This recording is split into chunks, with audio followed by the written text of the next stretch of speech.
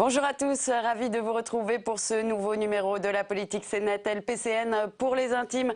C'est aussi le hashtag pour commenter l'émission toutes les semaines. Avec ma bande de gazouilleurs, je décortique l'actu politique sur les réseaux sociaux. Mes gazouilleurs du jour, Arnaud Champremier-Trigano, bonjour. Bonjour. Vous êtes directeur de l'agence Mediascope et l'ancien directeur de la communication de Jean-Luc Mélenchon. Bienvenue. À vos côtés, Yvan Valerio, vous êtes journaliste au Lab, le site politique d'Europe 1. Putain, 10 ans, le 4 février 2004, Mark Zuckerberg et ses potes créaient à Harvard un réseau social pour relier les étudiants entre eux. Février 2014, nous sommes 1,2 milliard à être connectés à Facebook, soit un humain sur 7. Je like, tu tac, il poc. Comment le plus célèbre des réseaux sociaux a changé nos façons de communiquer, a transformé nos vies privées, comment il a bouleversé aussi les mobilisations politiques, les actions militantes. Facebook fête ses 10 ans. Pour le meilleur, mais aussi pour le pire.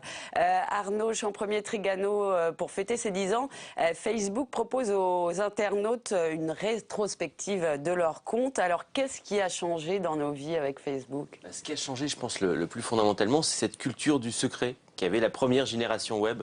On pense à des Guy Birenbaum, à Bicaire, ces vieilles personnes qui ont les pionniers du web, et qui étaient une génération où il fallait faire très attention à ne pas donner d'informations personnelles, ses opinions religieuses, ses orientations sexuelles, à ne pas mettre les photos de sa famille, de ne pas parler de son statut.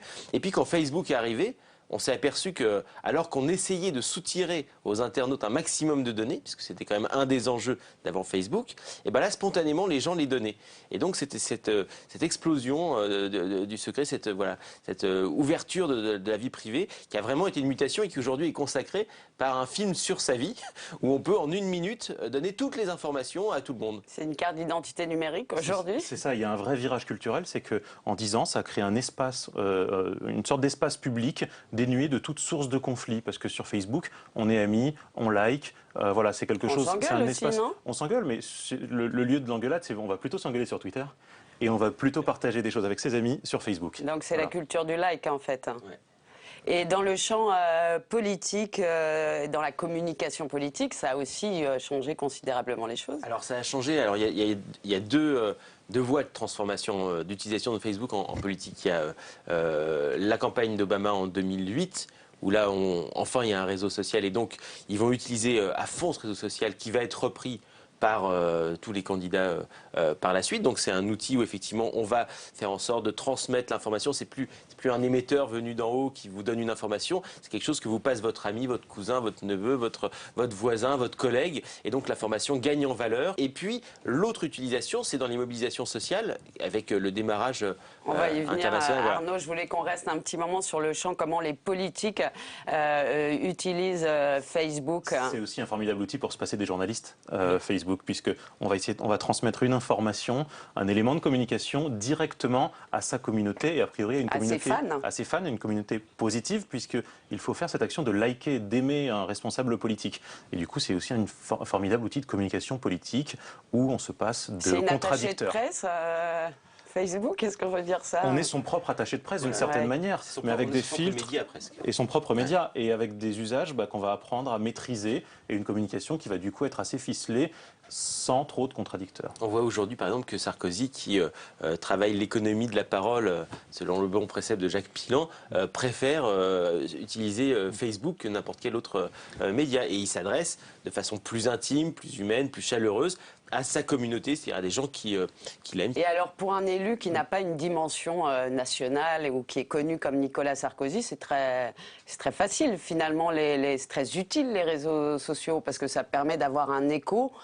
Je veux dire, avec un coût qui est quand même relativement minime. Au niveau local, c'est très pratique quand même, parce qu'on peut s'adresser à une communauté qui est très structurée, très active, mais qui peut représenter 200, 400, 1000 personnes, et on n'a pas besoin de passer par les médias, même la presse quotidienne régionale, qui n'est pas toujours facile d'accès pour les petits candidats dans les villes petites et moyennes, et ça permet de s'adresser directement à une communauté extrêmement ciblée, et même à des échelons très locaux. Donc Facebook, ça va être le réseau social de ces municipales? Pour les municipales, c'est un réseau qui est Sauf très pour adapté. Peut-être les grandes villes où il y aura quand même Twitter, évidemment. Là, on le voit sur Paris, Lyon, Marseille.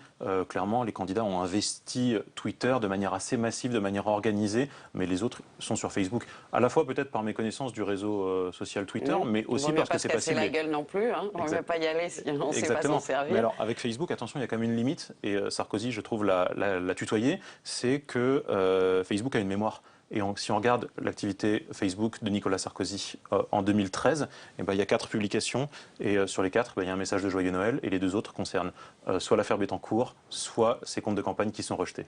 Oui, ça, il n'y a pas de droit à l'oubli sur Internet. Surtout qu'avec le Lab, il y en a qui surveillent la mémoire, qui scrutent la mémoire de près des élus. Justement, et qui s'en délectent. Arnaud, Jean-Premier Trigano, vous l'évoquiez tout à l'heure, Facebook et puis d'autres réseaux sociaux ont considérablement changé les actions militantes, les mobilisations. C'est l'autre utilisation politique de Facebook. Si vous voulez, Internet en général est l'outil qu'utilisent les peuples quand ils se mettent en mouvement dans des processus insurrectionnels, révolutionnaires, de résistance à telle ou telle loi ou telle réforme. Donc ça commence en Iran de façon un peu inattendue au moment de la réélection trichée de Ahmadinejad. Et puis, c'est une façon de faire qui va être reprise un petit peu partout sur le printemps arabe, dans les mouvements indignados. Et là, on le voit, la Manif pour tous, aujourd'hui, est certainement une des forces politiques, si on peut appeler ça comme ça, qui utilise le mieux et le plus Twitter, sachant que voilà, l'extrême droite, cette famille politique, est depuis très longtemps sur Internet, puisque dès les années 90, ils avaient compris que c'était là qu'ils avaient un média qui pouvait ne pas les censurer. Et Facebook, pour le coup, pour des organisations comme celle-là, qui sont dans la politique, mais en dehors des sphères partisanes, ça devient un outil de mobilisation absolument redoutable. Oui, en gros, alors on crée une page et hop... Oui, parce que en fait, c'est des familles qui n'ont pas de structure. Il n'y a pas de parti, il n'y a pas de syndicat préexistant. C'est un peu le même problème qu'avec Obama, parce que les partis politiques républicains ou démocrates aux États-Unis, ce pas des partis très militants. Donc il fallait trouver un moyen d'auto-organisation. Et ça permet, voilà. Et donc là, c'est tout à fait adapté à ces mouvements un peu spontanés qui cherchent à s'organiser sans hiérarchie. La page fan est le premier outil de base pour justement, passer la page fan, la page du bijoutier de Nice, c'était quand même énorme. C'était 1 million de j'aime. C'est allé au-delà même, mais parce que Facebook permet aussi de viraliser extrêmement vite voilà, une information, et surtout quand on est sur le registre de l'émotion. Voilà. Et là, pour le coup, on va appuyer sur le bouton voilà, de la viralité, on va dire, et de l'émotion, et qui va être extrêmement puissant et qui va générer de l'engagement, du like, et qui va permettre d'abord de structurer une communauté autour d'une simple idée ou d'une simple émotion, et ensuite, dans un temps 2, une mobilisation. Et là, c'est ce qu'on voit, ce qu'on a pu voir avec la Manif pour tous, Jour de colère et ce genre de mobilisation d'origine citoyenne, bien que très politique. Alors Arnaud, justement, Facebook, média de l'émotion, Facebook a été très présent là dans l'actualité cette semaine avec 2 affaires. Un jeune qui a donc torturé un chat, qui s'est filmé, qui a posté la vidéo sur Facebook, et des jeunes qui ont aussi agressé un jeune handicapé. Là, c'est le côté... Et là, au-delà des actes choquants, parce que ça existait déjà, mais ce qui est nouveau, c'est de s'en repaître et de se mettre en scène. Et d'en faire un spectacle et de se mettre en scène. Et là, on touche à une mutation culturelle. C'est-à-dire que pour toute une génération, il est naturel de mettre en scène chaque acte de sa vie, que ce soit sa beuverie, un soir d'examen, que ce soit un anniversaire, ou bien voilà, balancer un chat par les stages. Et donc là, vraiment, et donc finalement, la justice et la société est venue réintervenir, rééquilibrer et sanctionner une exposition spontanée d'une génération pour qui les frontières n'existent plus entre ce qui est montrable et ce qui ne l'est plus. Tout devient montrable. Avant la bêtise, on savait que ça existait, on le lisait, que ce soit dans les pages faits divers ou ailleurs, ou des histoires qu'on se racontait.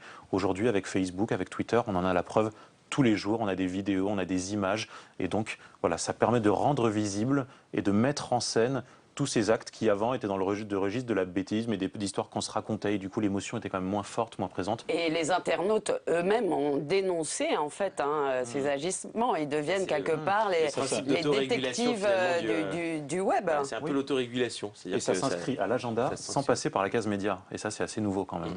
Et le fait quand même, j'insiste, donc que les internautes ont signalé en fait cette vidéo sur le site du ministère de l'Intérieur. Ça aussi, c'est quand même pas, ça n'arrive pas tous les jours. Parce que la culture qui est en train de rentrer, c'est la culture de l'horizontalité.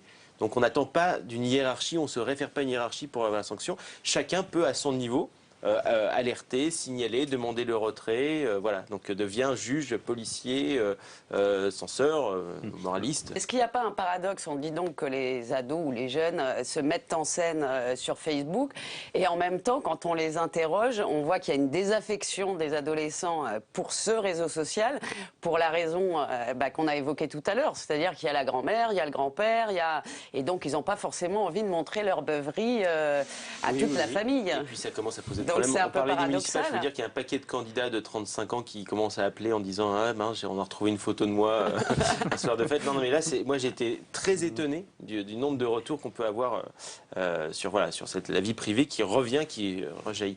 Alors ils vont aller ailleurs certainement. C'est-à-dire l'étape suivante, c'est que les réseaux sociaux vont se communautariser, pas géographiquement. Ça va être un réseau social français, un autre américain. Par centre d'intérêt ? Par son intérêt ou par génération, parce qu'on n'a pas envie de côtoyer effectivement l'oncle et la grand-mère sur Facebook. D'ailleurs, les adolescents quittent déjà Facebook parce qu'on n'a pas envie de côtoyer sa grand-mère, son oncle ou sa tante.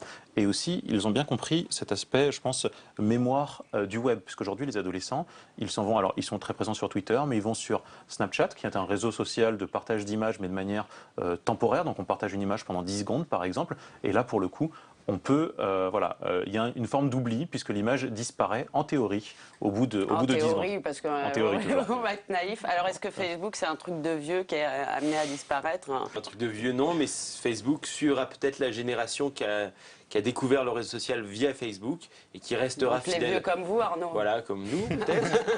on est peut-être un peu génération Facebook. C'est 55 ans, donc ça brasse assez large, mais effectivement il est probable que cette génération reste sur Facebook longtemps et puis que d'autres réseaux émergent. Eh ben on verra ça.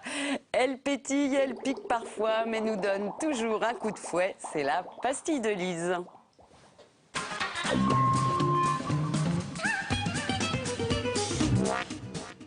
Nous accueillons Lise Pressac qui toutes les semaines nous livre son coup de cœur ou son coup de gueule. Bonjour Lise. Bonjour Caroline. Et alors une fois n'est pas coutume, nous allons parler sport, enfin les à côté. Oui, les à côté, puisque plus compliqué que de remporter la médaille d'or en combiné nordique, aller aux toilettes à Sochi. Depuis quelques jours, des photos improbables des coulisses des Jeux d'hiver circulent sur les réseaux sociaux. Et notamment cette image postée par le snowboarder canadien Sébastien Toutan. Elle énonce les règles de bienséance aux toilettes. Alors la seule chose autorisée est justement de poser son séant sur la cuvette. Sinon, il est interdit de faire pipi debout, de vomir dans la cuvette, de s'accroupir dessus, de pêcher dans l'eau des toilettes et d'y lancer des projectiles tout en étant assis bizarrement. Enfin, c'est mon interprétation, d'autres y voient une seringue. À peine arrivés à Sochi, en fait, les journalistes sportifs du monde entier partagent leur grand moment de solitude face à l'hôtellerie russe. Pas d'eau chaude, pas de poignée de porte, mais en lot de consolation, une photo de Vladimir Poutine sur la table de chevet. Des journalistes de CNN, ABC, de Yahoo, du Guardian n'hésitent pas à se plaindre sur les réseaux sociaux. Et c'est devenu un tel phénomène sur Twitter qu'il y a eu des comptes créés pour s'amuser de tout ça en fait. Bah oui, les comptes Sochi Fails ou encore Sochi Problems déjà suivis par des dizaines de milliers de personnes alors que les Jeux viennent à peine de commencer. Mais la riposte s'organise côté russe. Le président du comité d'organisation des JO, Dmitry Chernychenko, est hyper actif sur Twitter. Il publie de jolies photos des sportifs, il dément les rumeurs selon lesquelles des orques et des dauphins seraient exhibés pendant les Jeux et il guide les journalistes qui se retrouvent sans chambre d'hôtel. En tout cas, tant que ces derniers auront une connexion Internet, les jeux de l'humour auront bien lieu. Les jeux de l'humour, ça vous plaît pas? Ça permet de ne pas parler d'autre chose en même temps. Oui. Voilà, je pense que ça masque un certain nombre de choses. Poutine doit être content finalement qu'on parle des toilettes. Je ne sais pas si tout ça valait 50 milliards et que c'est l'investissement soit vraiment rentré dans son investissement. Voilà, je ne sais pas. Merci à tous les trois, merci à vous de nous avoir suivis. Vous pouvez revoir l'émission en VOD et puis surtout j'attends vos commentaires, vos facéties sur mon compte Twitter. Salut à tous, à la semaine prochaine.